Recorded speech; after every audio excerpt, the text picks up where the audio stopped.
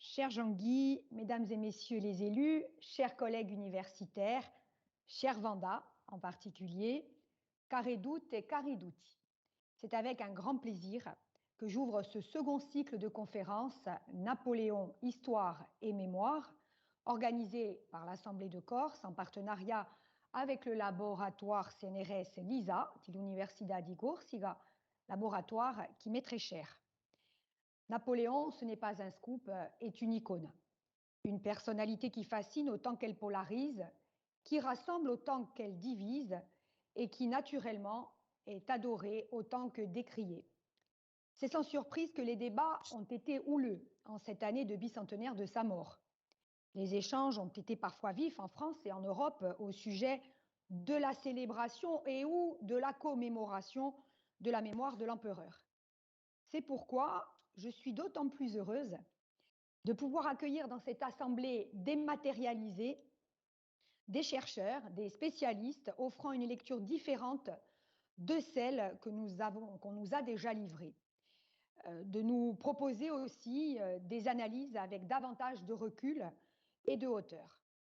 En effet, en tant que présidente de l'Assemblée de Corse, mais aussi en tant qu'enseignant-chercheur à l'université, j'attache une importance particulière à l'honnêteté, la rigueur et la méthode scientifique.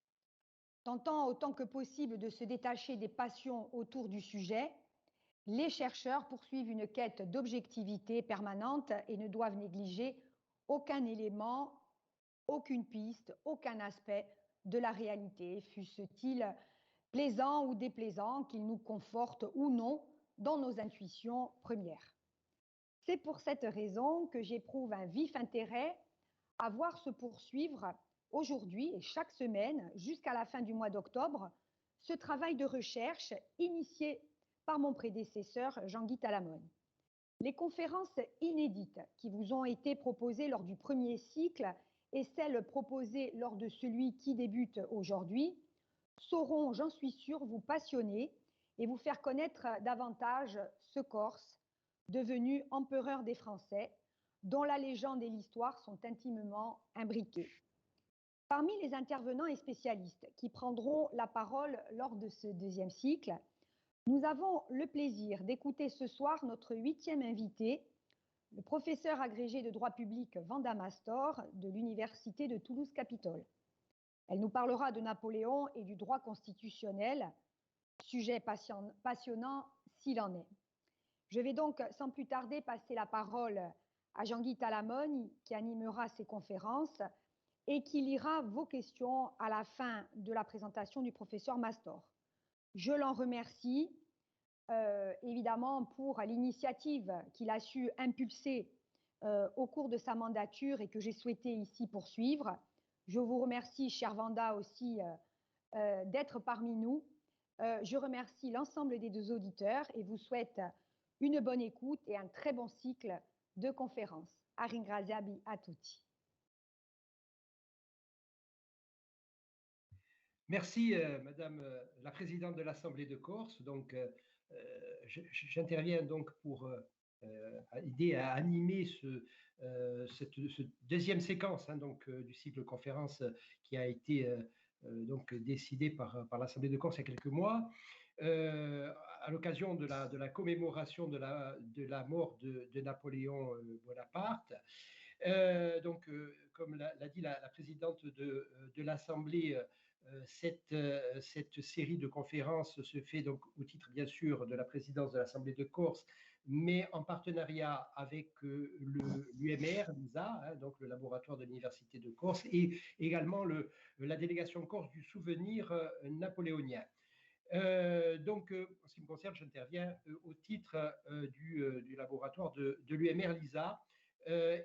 Donc, nous avons le grand plaisir, comme le disait à l'instant la présidente de l'Assemblée de Corse, de recevoir notre compatriote Vanda Mastor, qui est professeur agrégé de droit public, cela a été dit, qui est l'auteur d'un grand nombre de publications, d'ouvrages. Bon, je citerai simplement, parce que la liste est longue, L'art de la motivation, substance du droit.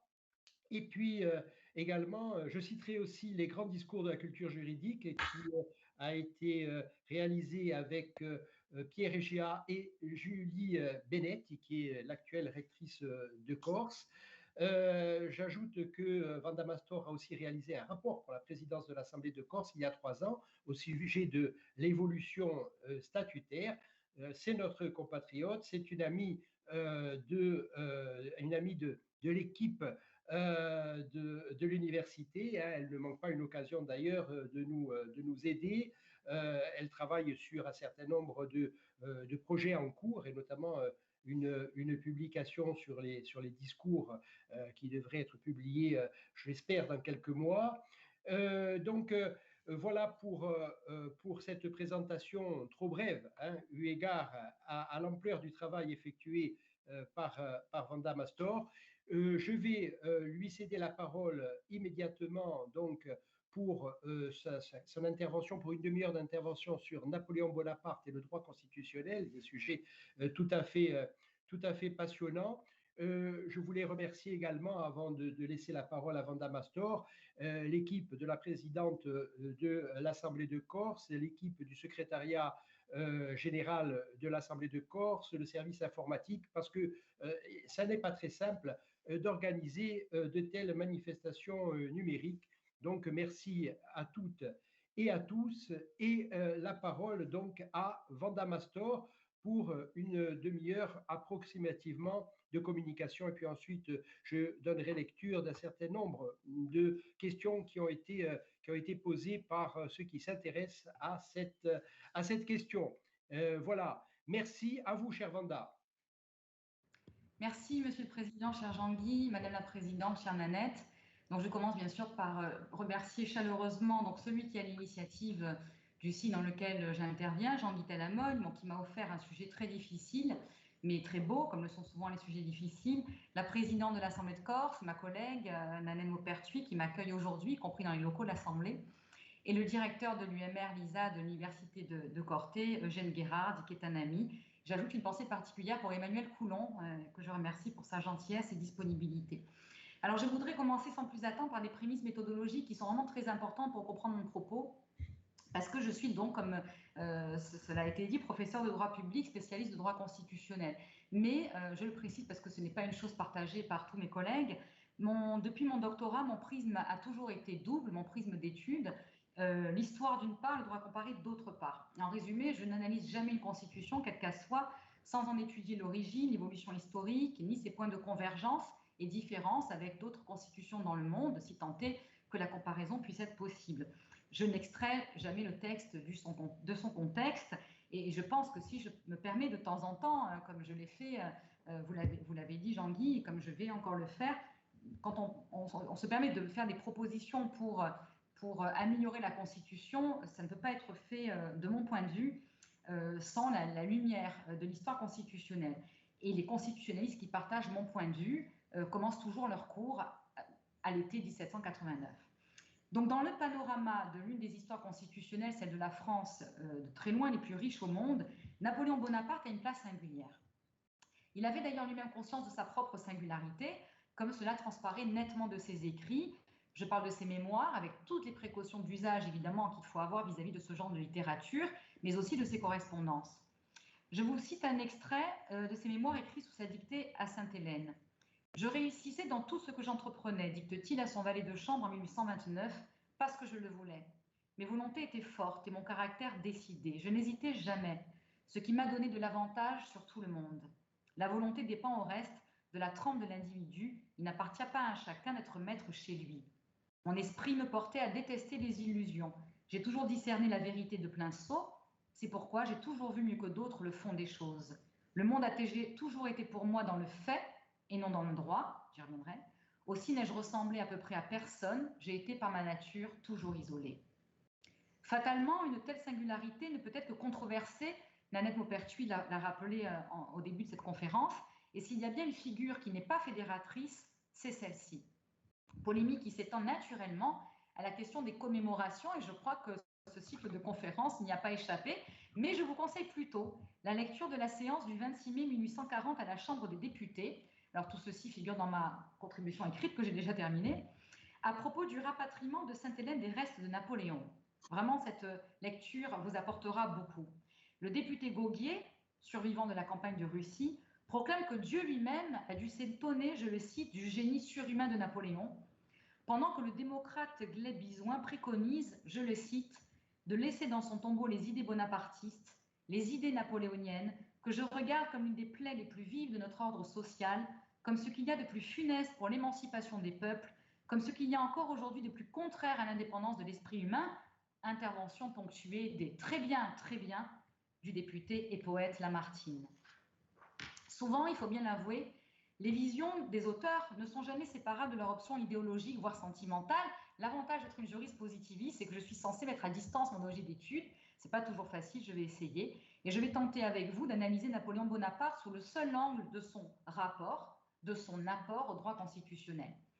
Si les idées constitutionnelles de Napoléon Bonaparte émergent dès la Révolution, son inscription dans l'histoire constitutionnelle se fait précisément le 18 Brumaire en 8.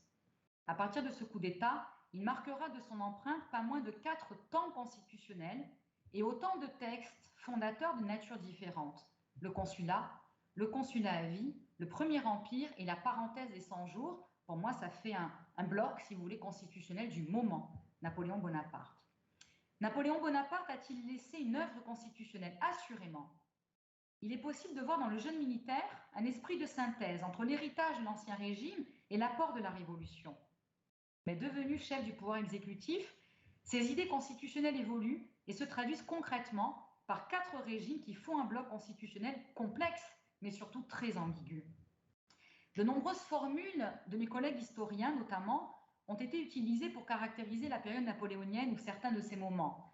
Dans ma contribution écrite, évidemment, je noterai les auteurs qui utilisent ces termes-là. Je cite « la dictature militaire », le despotisme éclairé, l'absolutisme démocratisé, le césarisme démocratique, la monarchie impériale, la dictature de salut public à la romaine. Que ce soit en tant que consul ou empereur, Napoléon Bonaparte a, du point de vue du droit constitutionnel, voilà ma vision des choses, légué le principal héritage suivant. Si les révolutionnaires ont bien été les pères du pouvoir législatif, c'est Bonaparte qui a fondé la conception française du pouvoir exécutif, le pouvoir gouvernemental. Du point de vue de la classification des régimes politiques, il est plus aisé de dire ce que la période 1799-1815 ne fut pas, plutôt que de dire ce qu'elle fut, sauf à céder à la tentation tautologique de la qualifier de bonapartisme.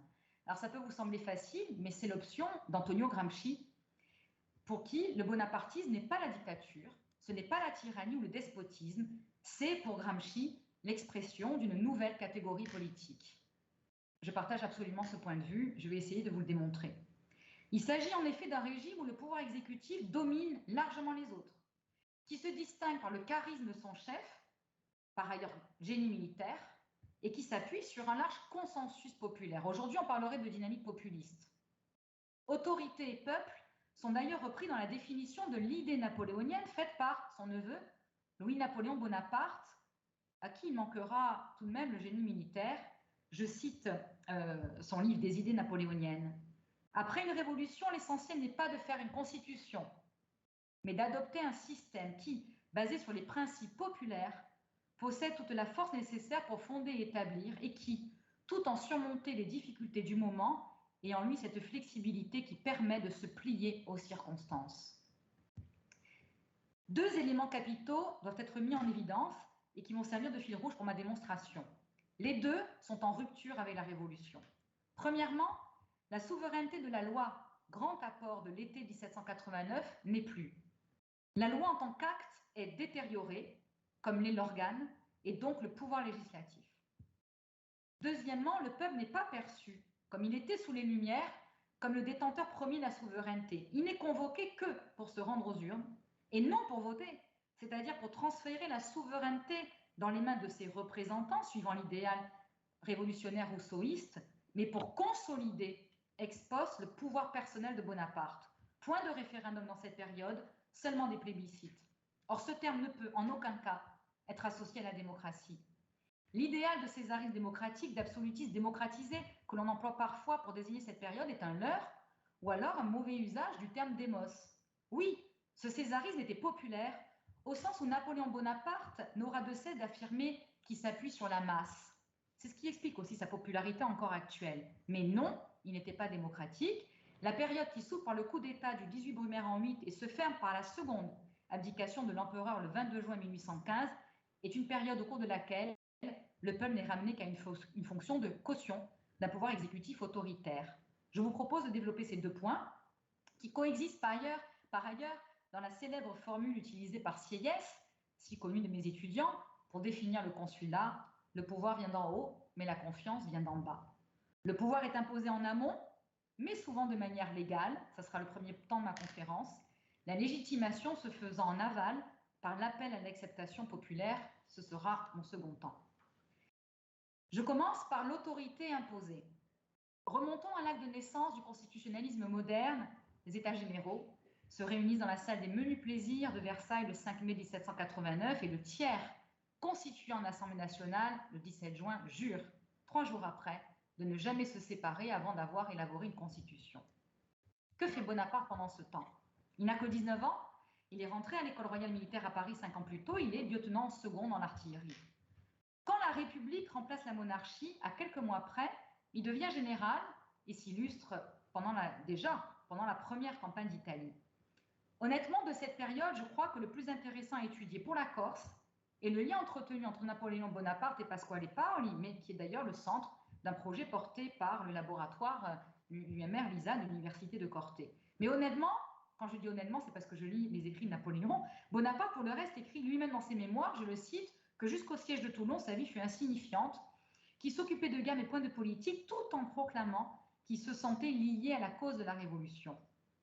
Plus loin, il indique avoir voulu établir en Italie le système de la Révolution française, je cite les mémoires dictées à Sainte-Hélène, c'est-à-dire détruire, l'ancien régime pour établir l'égalité, parce qu'elle est la cheville ouvrière de la Révolution, il le répétera toute sa vie.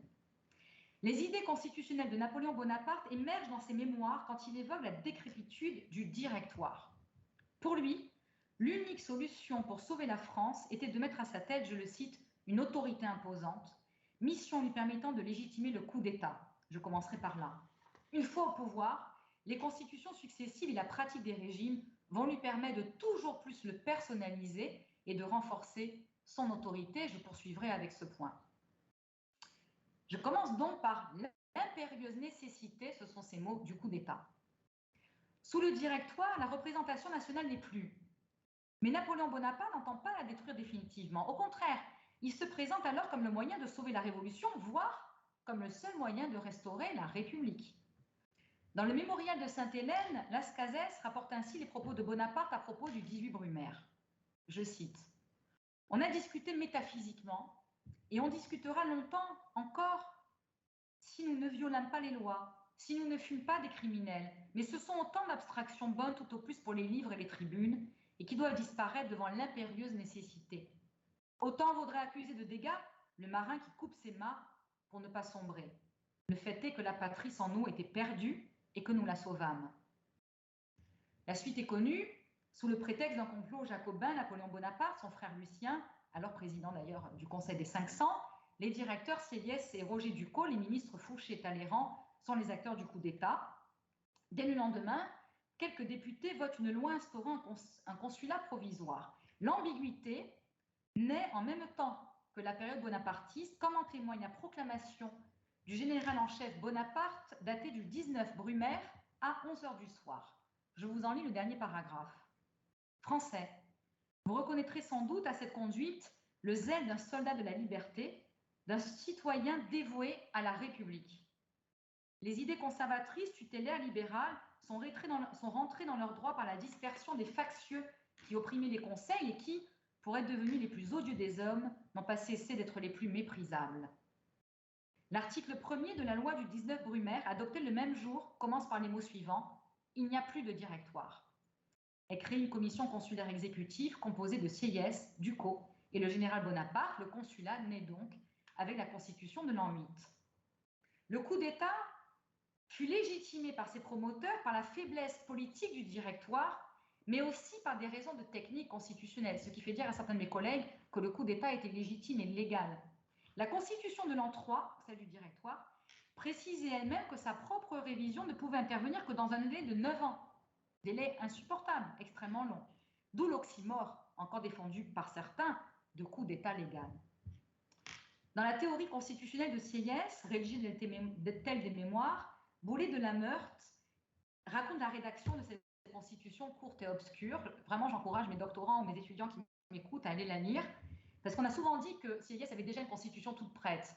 Boulay de la Meurthe dit que c'est faux, que très gêné, Sieyès lui dit qu'il a bien quelques idées, mais qu'il est très fatigué, et c'est là où Boulay de la Meurthe lui propose de rédiger en séjournant chez lui. Dans ses mémoires rédigés à l'île d'Elbe, Napoléon Bonaparte se présente comme le sauveur de la France et de la Révolution.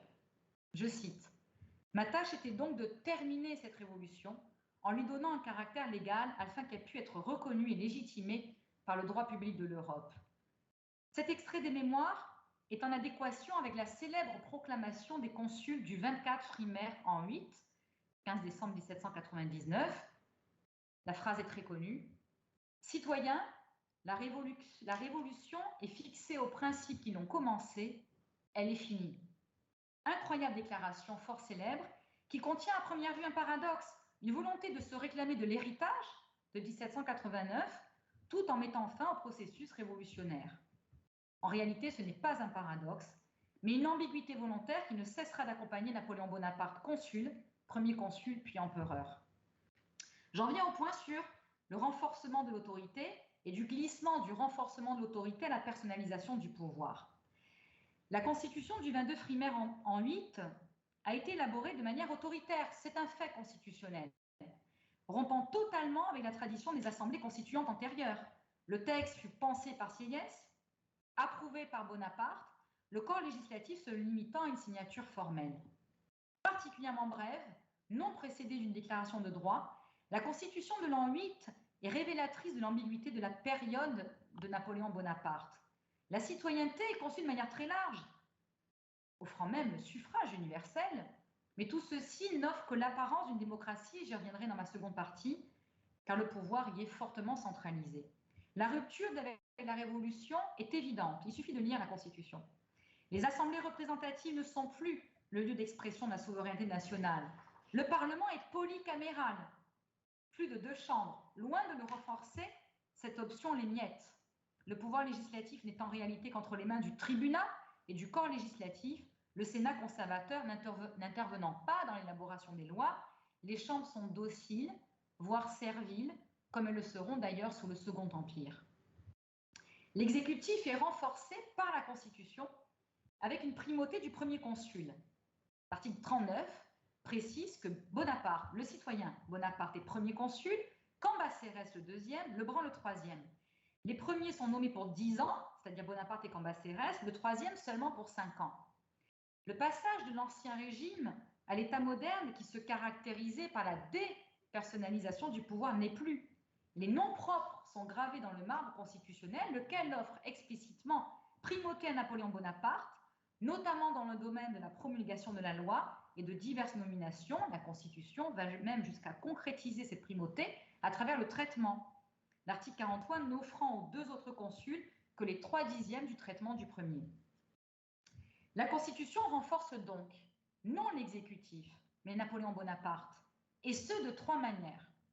Tout d'abord, en lui conférant directement des pouvoirs plus importants que ceux des autres consuls. Ensuite, en affaiblissant considérablement ceux du pouvoir législatif. Enfin, en offrant au premier consul des alliés puissants et efficaces, le Conseil d'État d'une part, les ministres d'autre part. La constitution consulaire ne fait ni plus ni moins que consacrer la concentration du pouvoir, concentration qui trouvera dans l'acceptation du peuple français prévue à l'article 95, sa légitimation, j'y reviendrai plus tard. Donc cette concentration du pouvoir, autrefois dénoncée par Montesquieu, et dont le spectre semblait être éloigné à jamais grâce à la Déclaration des droits de l'homme de 1789, reçoit donc l'onction constitutionnelle. Elle va se renforcer par 2 textes qui font nettement glisser le régime vers le césarisme. Les fameux Senatus Consultes, dont ce sont des actes votés par le Sénat, du 16 Terminor en 10, 4 août 1802, et du 28 Floréal en 12, 18 mai 1804. Ces deux senatus consuls proclament respectivement Napoléon Bonaparte consul à vie, puis empereur. Du point de vue de la technique constitutionnelle, ces deux textes ne sont pas des constitutions du consulat à vie, donc d'une part, et de l'Empire d'autre part. Ils sont, à mon avis, plutôt le prolongement de la Constitution de l'an 8. La Constitution de l'an 8 avait déjà éloigné l'héritage révolutionnaire et les principes républicains. Les deux senatus consuls les enterrent. Je ne pouvais pas devenir roi, écrit Napoléon Bonaparte dans ses mémoires de l'île d'Elbe. C'était un titre usé. Il portait avec lui des idées reçues. Mon titre devait être nouveau comme la nature de mon pouvoir. Je n'étais pas l'héritier des Bourbons. Il fallait beaucoup plus pour s'asseoir sur leur trône. Je pris donc le nom d'empereur parce qu'il était plus grand et moins défini. Dans le mémorial de Sainte-Hélène, Lascazès insiste sur le tour de force que fut le rétablissement de l'Empire. Je le cite. Certes, ce n'était pas une petite affaire que de relever un trône sur le terrain même où l'on avait juridiquement exécuté le monarque régnant et où chaque année l'on avait juré constitutionnellement la haine des rois. Ce n'était pas une petite affaire que de rétablir les dignités, les titres, les décorations, au milieu d'un peuple qui combattait et triomphait depuis 15 ans pour les proscrire. Le premier tour de force, celui de transformer le consulat en consulat viager, est d'autant plus spectaculaire que le peuple valide par un plébiscite. À la question « Napoléon sera-t-il consul à vie ?», les Français répondent favorablement et de manière massive, mais irrégulière, comme je l'expliquerai dans le second temps de ma conférence. Le Sénat va ensuite déclarer, le 14 Floréal en 12, 4 mai 1804, je cite, « l'intérêt du peuple français de confier le gouvernement de la République à Napoléon Bonaparte, empereur héréditaire. » Le Senatus consulte du 28 Floréal proclame en conséquence l'Empire et le soumet de nouveau à plébiscite. L'exécutif est renforcé, personnalisé, le pouvoir des assemblées réduit quasiment à néant, encore plus qu'il ne l'était sous la Constitution de l'an 8. La République disparaît au profit de l'Empire, la démocratie au profit de l'autorité, le peuple souverain au profit de la caution électorale, la légitimité nationale au profit de la légitimité divine, dont le point culminant est le sacre du 2 décembre 1804. Si certains éléments constitutionnels pouvaient encore faire illusion sous le consulat, ce n'est plus le cas à partir de 1804. Celui en qui certains voulaient voir le fils de la Révolution est devenu un chef autoritaire, qui par ailleurs excelle dans le domaine guerrier, à l'instar des plus grands Césars. C'est pourtant un événement guerrier qui sonnera le glas du régime le 30 mars 1814. Le reste du bonapartisme ne sera qu'une parenthèse. En l'occurrence, celle des 100 jours, qui présente un très grand intérêt en droit constitutionnel. Dans un climat où cette fois domine le libéralisme, ce n'est pas la République qui a appelé au chevet de la France, mais la véritable monarchie, pour reprendre les termes du gouvernement provisoire le 4 avril 1814. De retour de son exil à l'île d'Elbe, Napoléon Bonaparte va rapidement interrompre la Restauration, la première Restauration, en débarquant au Golfe Juan le 1er mars 1815. Sa phrase est célèbre, on la trouve dans ses correspondances, « L'aigle avec les couleurs nationales vole de clocher en clocher jusqu'au tour de Notre-Dame ». L'ancien directeur se présente cette fois comme le rempart contre l'absolutisme des Bourbons, puisque c'est Louis XVIII qui monte sur le trône en octroyant la charte de 1814. Mais la continuité impériale est évidente d'un point de vue politique, mais aussi constitutionnel. Est adopté un acte additionnel aux constitutions de l'Empire le 22 avril 1815. Le pluriel utilisé est très intéressant et signifie bien que le texte fondateur de l'Empire, de toute la période napoléonienne, est en réalité la réunion de 4 textes, la Constitution de l'an 8, les 2 Senatus consultes, que l'historien Jacques Godechaux qualifie d'ailleurs de constitution, et de cet acte additionnel, qui porte aussi le petit nom de Benjamin. Car même si un vent de libéralisme souffle un peu plus sur ce dernier, notamment grâce à Benjamin Constant, c'est sur le terrain militaire que Napoléon veut asseoir sa légitimité. Besoin d'autant plus impérieux que la caution populaire n'est plus ce qu'elle était. Le taux de participation à ce plébiscite est très faible et c'est de nouveau un événement guerrier qui va pousser l'empereur à l'exil. Après la défaite de Waterloo, Napoléon Ier abdique en faveur de son fils le 22 juin 1815. J'en viens au deuxième temps de ma conférence, qui sera un peu plus bref, la recherche de la légitimation populaire. Les tenants du césarisme démocratique, dont le terme d'ailleurs sera beaucoup plus utilisé par les historiens pour désigner le Second Empire, ou de l'absolutisme démocratisé, insistent sur l'importance de la consultation populaire pendant l'ère napoléonienne. Mais il y a aussi deux autres éléments qui viennent conforter cet aspect démocratique qui en réalité n'est qu'une façade. Outre l'importance des plébiscites, il faut souligner deux points qui méritent d'être soulignés, qui relèvent de deux champs différents. Le champ constitutionnel d'abord. Les constitutions de l'Empire rétablissent le suffrage universel pour la première d'entre elles et offrent une conception très large de la citoyenneté. Mais les outils sont dévoyés et la démocratie n'est qu'apparente. Ça sera le premier point que je veux développer avec vous. Le champ sentimental ensuite. Alors je préfère le mot sentimental à populiste. Si j'ai le temps, je vous expliquerai pourquoi. Dans ses mémoires et correspondances, Napoléon Bonaparte en appelle souvent à ce peuple qu'il a toujours soutenu. Je commence par l'aval plébiscitaire. Avant le coup d'État du 18 Brumaire, la démocratie était capacitaire. N'étaient citoyens que ceux qui payaient un cens et la liberté électorale était considérablement enfreinte, notamment par un corps législatif qui modifiait à l'envi le corps électoral, celui de l'éligibilité, qui n'hésitait pas à orienter l'opinion des citoyens. Donc l'un des tours de force de Napoléon Bonaparte va être d'utiliser la démocratie pour fonder son pouvoir personnel. Il va notamment le faire à travers le recours, mais c'est aussi un retour au suffrage universel et le recours au plébiscite. La Constitution de l'an 8 est passionnante sur ce point parce qu'elle offre une conception large de la citoyenneté et rétablit en son article 2 le suffrage universel.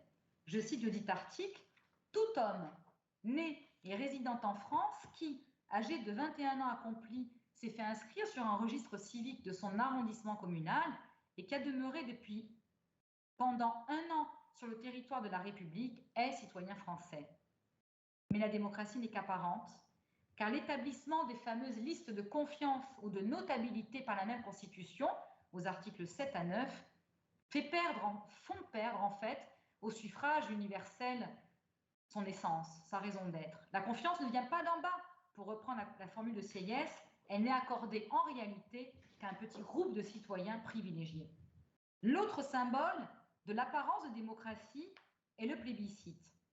Le premier de l'an 8 est légal. Absolument. Je pense qu'il ne faut pas discuter ce point, en tout cas au sens vraiment normativiste pour une constitutionnaliste, si vous voulez. Il est légal dans le sens où c'est l'article 95 de la Constitution de l'an 8 qui le prévoit. Je le cite, « La présente Constitution sera offerte de suite à l'acceptation du peuple français. » Ce n'était pas la première fois de l'histoire constitutionnelle que le peuple était convoqué pour approuver une constitution. Il avait déjà été en l'an 1 et en l'an 3. Mais cette fois, il ne s'agit pas d'approuver un texte élaboré par une assemblée constituante, désignée par ailleurs par le peuple, mais par un petit groupe d'hommes choisis par Napoléon Bonaparte. Dans l'ère napoléonienne, les approbations populaires ne sont pas des référendums. Elles ne sont pas des permissions d'agir a priori, mais des validations caution a posteriori. Le peuple est ramené à cette fonction de caution, en l'occurrence pas même d'un texte, mais d'un homme. Les résultats du plébiscite de l'an 8 ont par ailleurs été falsifiés. Je cite Marcel Morabito. En maquillant le résultat non conforme à sa volonté, Bonaparte héritait des pratiques dictatoriales vis-à-vis du suffrage, à ceci près que la falsification s'opérait ici dans le secret. L'heure n'était pas à la démocratie, mais au renforcement du pouvoir personnel.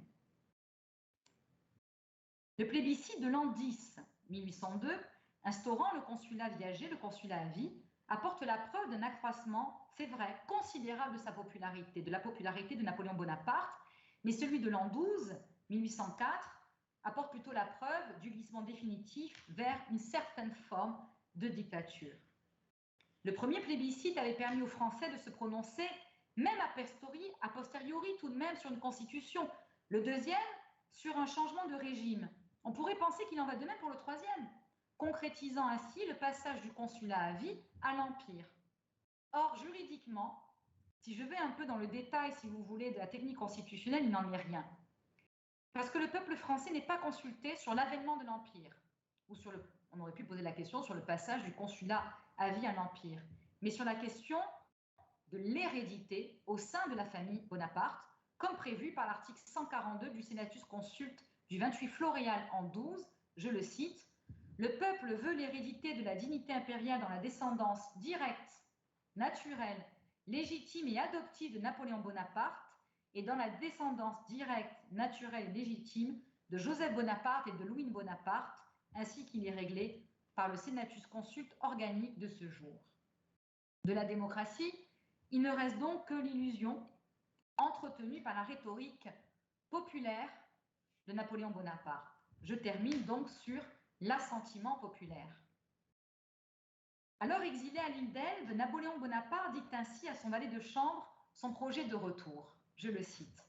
« Quelque faibles que fussent mes forces, elles étaient encore plus grandes que celles des royalistes, car j'avais pour allié l'honneur de la patrie, qui ne périt jamais dans le cœur des Français.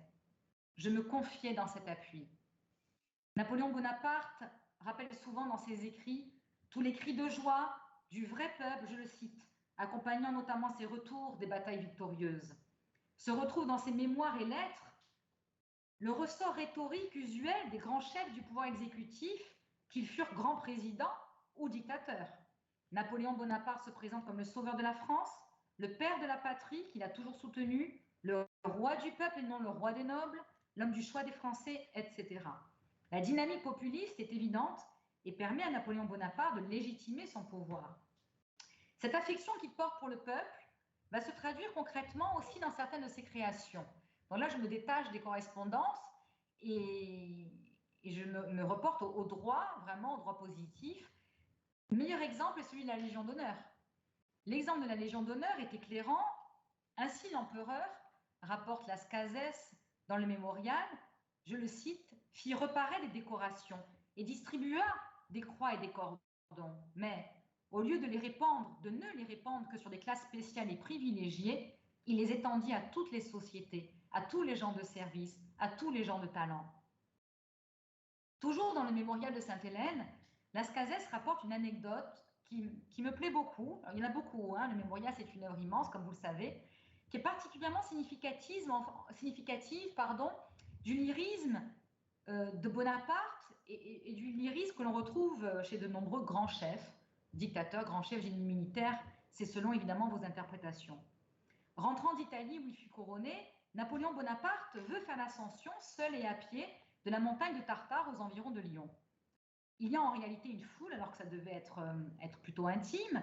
Il se mêle volontairement à la foule et sans dévoiler son identité, il demande à une vieille femme la raison de cet enthousiasme, de cet attroupement. Elle lui répond que l'empereur va passer et qu'ils sont là pour lui. « Mais la bonne, lui dit Napoléon Ier, je cite Las Cases, autrefois vous aviez le tyran Capet. À présent, vous avez le tyran Napoléon. Que diable avez-vous gagné à tout cela ?»« Mais pardonnez-moi, monsieur, répond la vieille femme. Après tout, il y a une grande différence. Nous avons choisi celui-ci et nous avions l'autre par hasard. L'un était le roi des nobles, l'autre est celui du peuple, c'est le nôtre. » Bien évidemment, nous savons tous les précautions qu'il convient de prendre avec les événements relatés dans les mémoires et le célèbre ouvrage de Las Cases n'y échappe pas. Mais quoi qu'il en soit, et même si elle fut décroissante, la popularité de Napoléon Bonaparte est réelle. Elle fut réelle, elle est encore réelle, notamment en Corse et surtout à Ajaccio évidemment, et l'ensemble des écrits qui y font référence, ajoutés à sa représentation dans les arts, entretiennent une certaine mystique, une certaine légende. Mystique du patronyme, qui permettra à son neveu Louis-Napoléon de remporter à une écrasante majorité les premières élections présidentielles de l'histoire en 1848. Mystique du génie militaire, mystique du chef autoritaire connu dans le monde entier, à qui l'une des plus belles villes du monde, Paris, doit quand même une grande partie de son visage architectural et artistique. Mystique aussi, qui a placé la Corse, et notamment Ajaccio, dans une certaine vision du centre du monde. Je vous remercie pour votre attention. Merci, merci chère Wanda, pour cette communication lumineuse sur un sujet qui est difficile, qui est complexe, et que vous avez su rendre, je crois, compréhensible de façon assez large. Je pense que ceux qui ont qui ont écouté, y compris ceux qui ne sont pas juristes de formation, ont parfaitement suivi vos développements. Alors, je vais, comme à l'accoutumée, hein, puisque maintenant nous avons quelques habitudes, puisque nous avons quand même eu une première séquence, donc il y a quelques mois, de communication sur ce sujet, sur le sujet de Napoléon et la Corse. Donc je vais vous lire donc quelques-unes, hein, des questions qui nous ont été posées et qui nous sont parvenues.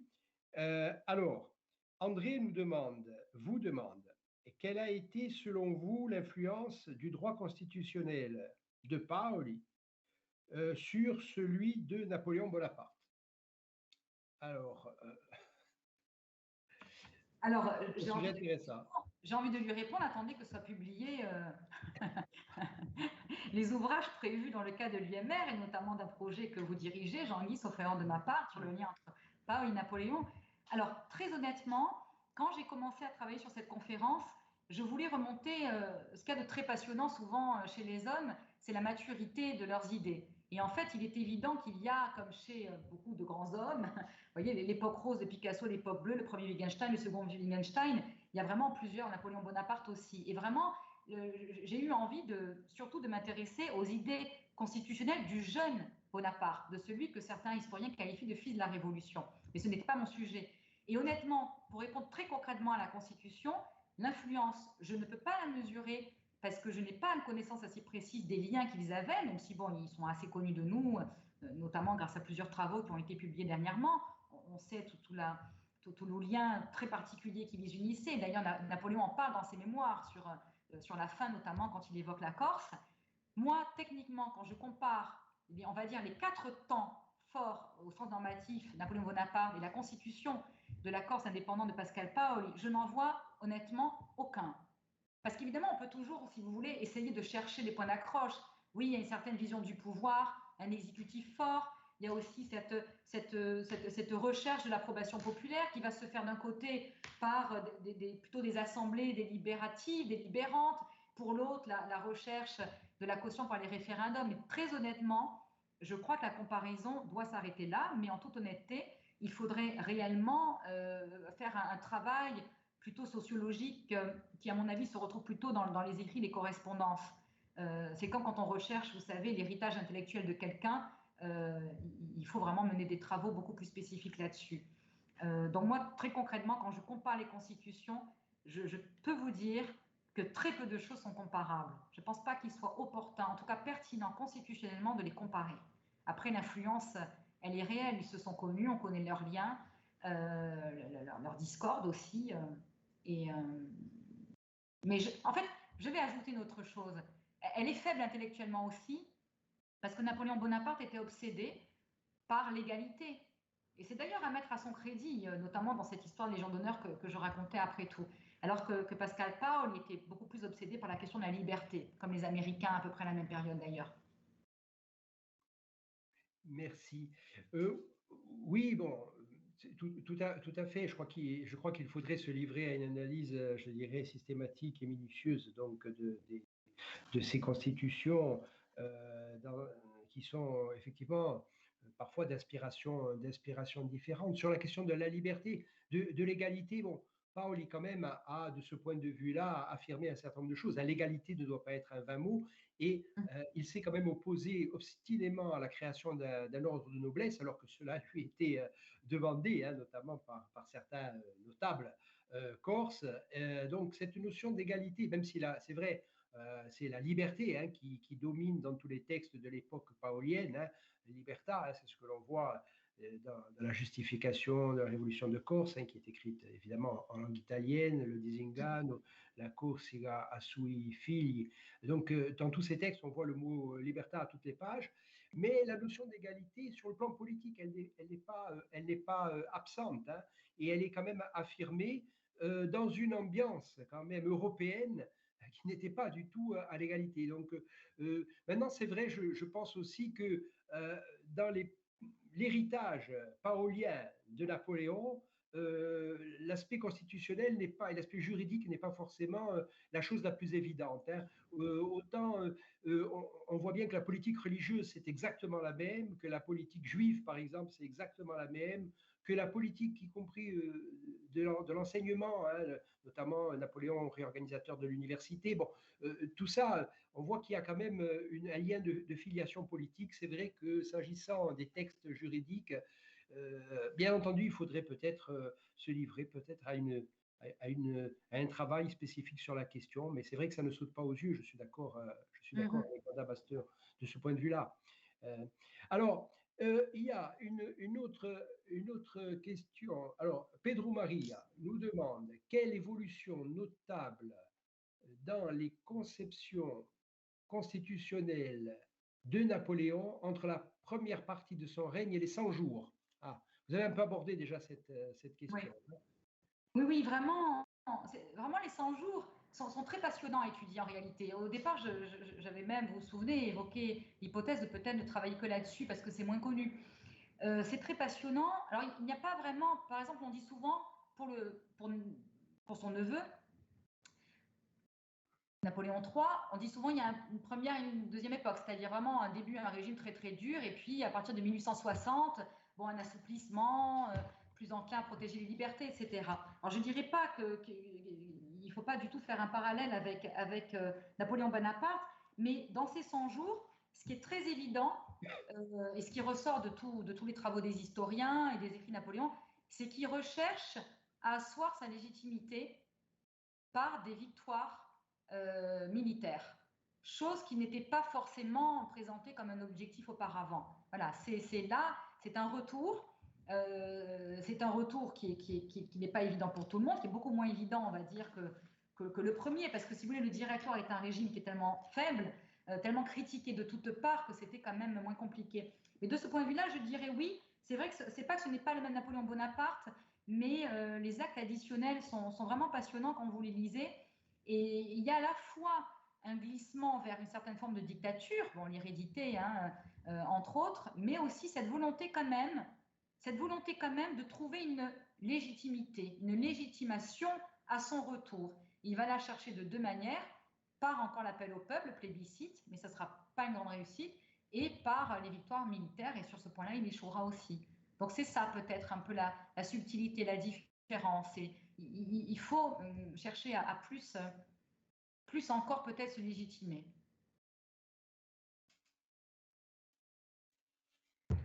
Alors, j'ai une question donc de Marcel, 2LE, c'est une dame.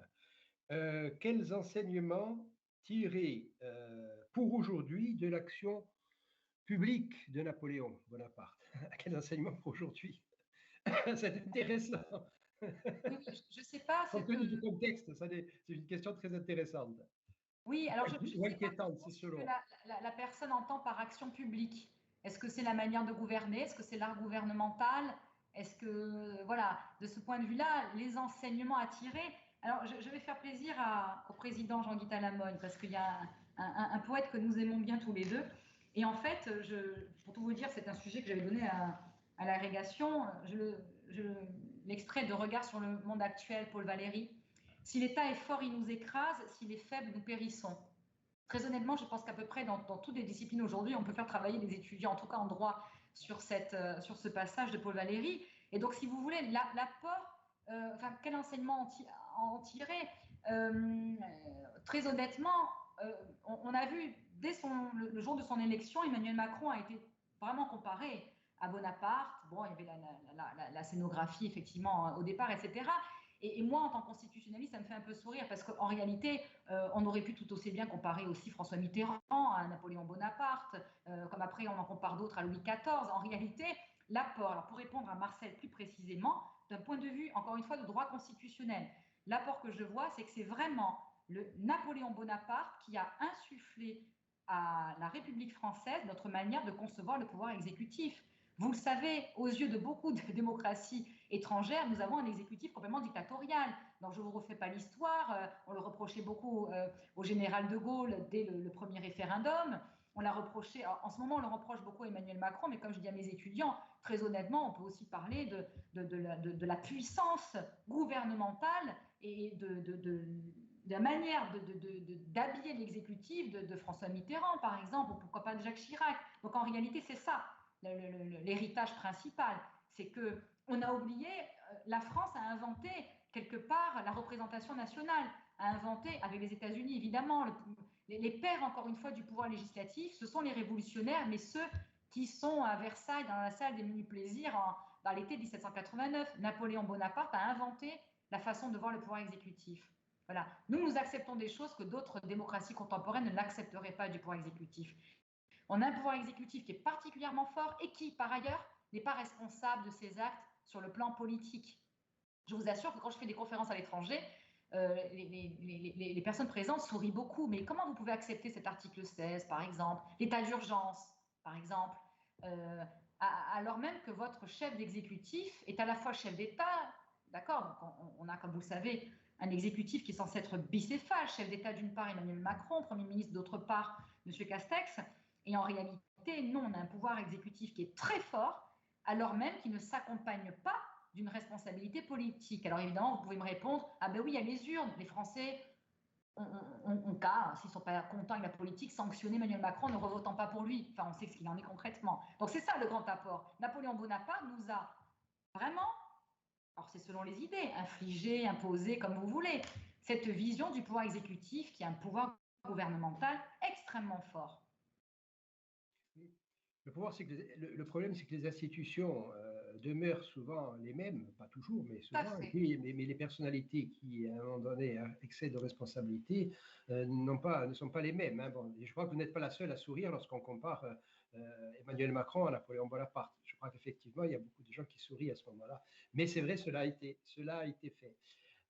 Alors, j'ai une question d'Elisabeth qui vous demande la pensée politique de Napoléon Bonaparte est-elle influencée par les Lumières? Bon. Alors là, c'est une question qui est très passionnante et très compliquée. Comme je l'ai dit dans la conférence, beaucoup d'historiens, il y a d'ailleurs vraiment des qui entre eux, comme vous le savez, hein, Jean-Guy s'oppose beaucoup, il y a encore beaucoup de controverses, il suffit d'aller sur le site de la Fondation Napoléon, il y a énormément d'ailleurs de choses très très passionnantes sur ce site, j'y renvoie les étudiants pour ceux qui veulent travailler sur Napoléon Bonaparte. Certains voient en lui le fils de la Révolution. C'est vrai qu'il y a, il y a un héritage porté qui est notamment relatif à l'égalité. Dans ses écrits, dans ses correspondances, ce principe de l'égalité revient très souvent. Donc, imprégné des Lumières, il le fut.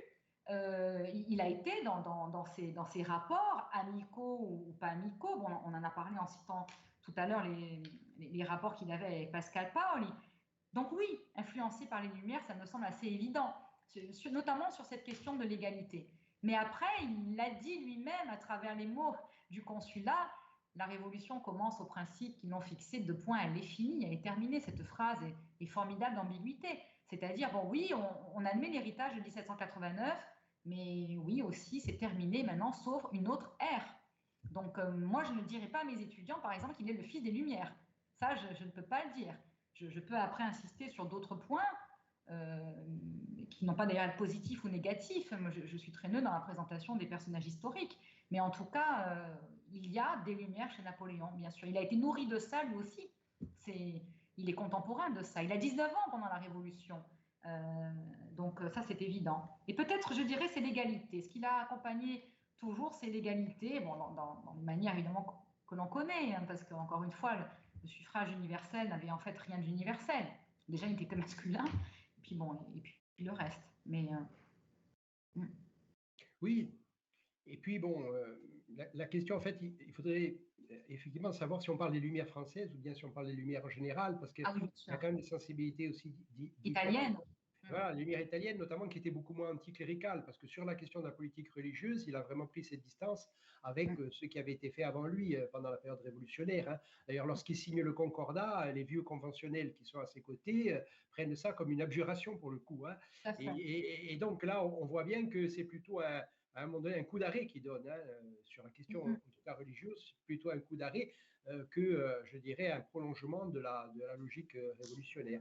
Mais c'est vrai que les Lumières italiennes, dans laquelle il a d'une certaine façon baigné aussi, en tout cas sa famille, bien, ces Lumières italiennes étaient moins anticléricales. Hein. Bon, il y a bien des auteurs anticléricaux, mais ils ne sont pas majoritaires, alors qu'en France, il y avait vraiment une...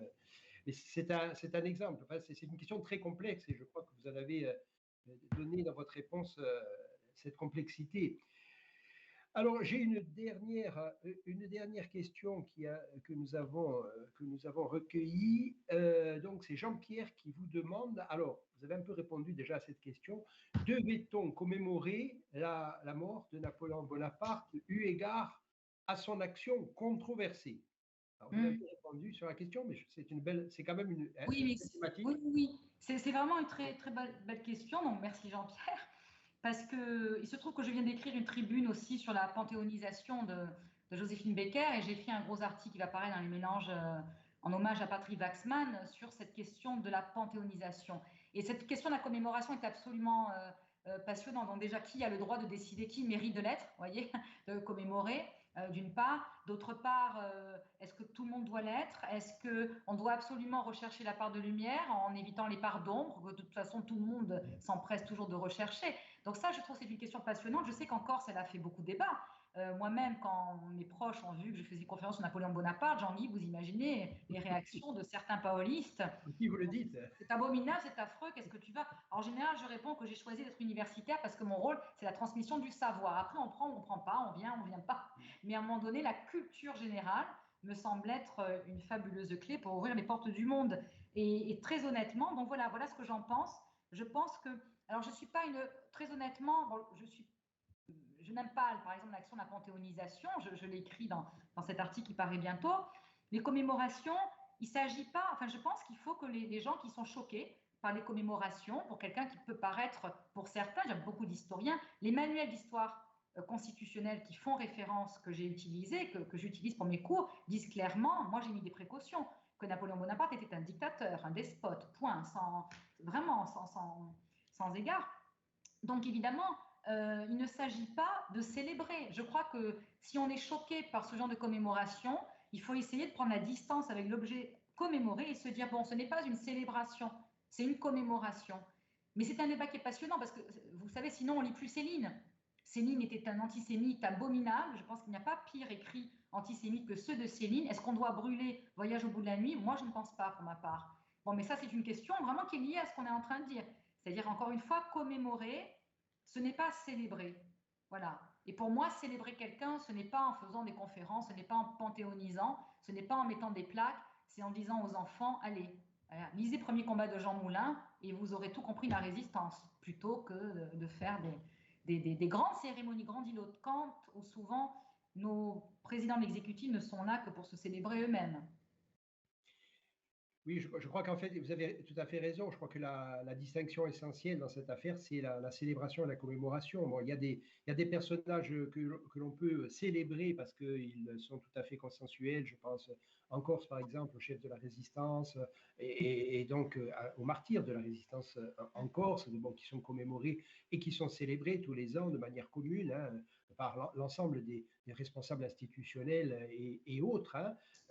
Et puis, il y a aussi des personnes qu'il est difficile aujourd'hui, compte tenu de la controverse et de l'aspect très contrasté des réactions qu'il suscite, hein, il est difficile de célébrer. Bon, Napoléon, il y a effectivement l'esclavage. Bon, c'est un thème qui est revenu beaucoup donc, dans les débats de l'autre côté de la mer. En Corse, ben, il y a l'envoi du général Morand à Isolaccio di Fiumorbo, par exemple. Bon, effectivement, la mémoire collective est toujours marquée par son passage.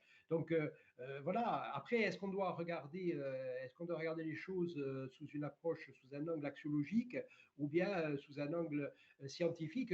Commémorer, c'est se souvenir ensemble, hein, ça veut dire ça, commémorer, se souvenir ensemble, se souvenir ensemble du passage de cet homme sur la Terre, parce qu'il a quand même largement contribué à changer l'histoire et à faire aussi d'une certaine manière ce que nous sommes aujourd'hui. Alors, encore, c'est pas seulement. Et donc voilà, je crois que c'était nécessaire de commémorer et qu'il appartient à chacun de savoir s'il veut célébrer ou pas. Hein. Il y a beaucoup de Corses et qui ont célébré Napoléon, c'est leur droit le plus absolu. Merci, chère Vanda, merci pour votre communication, pour ces réponses qui étaient franches, qui étaient complètes aux questions qui étaient posées par nos auditeurs, par ceux qui s'intéressent à cette question. Merci, Madame la présidente de l'Assemblée de Corse. Je vais sans doute vous laisser la parole pour un mot de conclusion. Je voulais remercier à nouveau donc, tous ceux qui ont contribué donc, à cette nouvelle conférence numérique. Hein, Emmanuel Coulon, qui a été un peu la cheville ouvrière, Mme Pinel, Mme Piat, et tous les membres du secrétariat général et de l'équipe de la présidente de l'Assemblée qui ont participé à cela. Encore une fois, ce n'est pas si facile. Hein. On l'a vu d'ailleurs, Vanda. Voilà. Madame la Présidente, voilà, je vous rends la parole et à la semaine prochaine, je dis à toutes et à tous à la semaine prochaine, donc pour la poursuite de cette série de conférences. Merci, Monsieur le Président. Merci, chère Vanda, pour ce brillant exposé, pour les lumières que vous avez su apporter sur le lien entre Napoléon et le droit constitutionnel, qui est riche d'enseignements aussi pour la période actuelle. On l'a vu avec l'une des questions qui a été posée. J'aurais posé exactement la même question, ou presque. Donc, merci beaucoup. Merci à toute l'équipe qui a travaillé. Et puis, merci à Jean-Guy Talamone pour cette initiative, encore une fois, particulièrement intéressante. J'ai suivi tout le long de la conférence. Ça ne sera peut-être pas le cas à chaque fois, et je vous prie de m'en excuser par avance, mais je trouve qu'il y a une grande utilité à ce que, à l'occasion de cette commémoration du bicentenaire, les scientifiques puissent nous apporter leur regard avec ce recul nécessaire, absolument important pour que les sociétés puissent mieux comprendre ce qui s'est passé antérieurement et mieux comprendre aussi ce qui se passe actuellement. Merci beaucoup à tous et puis à très bientôt. Merci à vous. Bonsoir. Merci Madame la Présidente. Merci Monsieur le Président. Bonsoir. Au revoir.